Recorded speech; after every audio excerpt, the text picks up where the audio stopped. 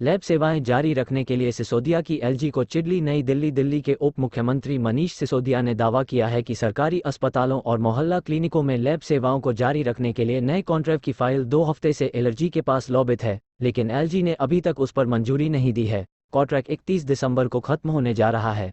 अगर एलजी ने तत्काल कोई निर्णय नहीं लिया तो 1 जनवरी से दिल्ली के सभी सरकारी अस्पतालों और मोहल्ला क्लिनिकों में लैब टेस्ट बंद हो जाएंगे। सिसोदिया ने शनिवार को इस संबंध में एलजी को पत्र लिखकर कहा है कि अब बहुत कम समय बचा है, इसलिए एलजी इस मामले में जल्द से जल्द निर्णय लें ताकि नया सेवा प्रदाता समय से काम शुरू कर सके और मरीजों को टेस्ट कराने में किसी तरह की कोई दिक्कत न आए।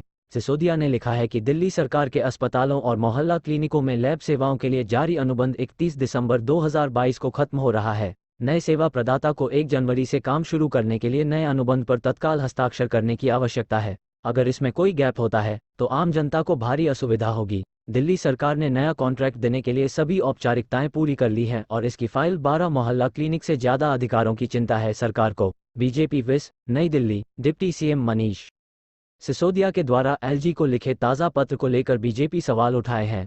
दिल्ली बीजेपी के प्रवक्ता हरीश खुराना ने कहा कि हम सरकार में तो नहीं है और ना हमने फाइलें देखी हैं, लेकिन हमारी जानकारी है कि मोहल्ला क्लिनिक में हेल्थ टेस्ट की जो फाइल सरकार ने एलजी को भेजी है उसमें भी तय प्रक्रियाओं का पालन नहीं किया गया है और लैब्स का चयन पारदर्शी प्रक्रिया के तहत नहीं हुआ है। आप कर रही गलत प्रचार। सिसोदिया के एलजी को चिट्ठी लिखकर उन्हें उनके अधिकारों का दायरा समझाने पर बीजेपी सांसद रमेश बिधूरी ने ऐतराज जताया। उन्होंने कहा कि दिल्ली सरकार मनमानी घोषणाएं करके अफसरों पर उनके पालन का दबाव बनाने में विश्वास करती है और अपनी बात न माने जाने पर दुष्प्रचार करती है।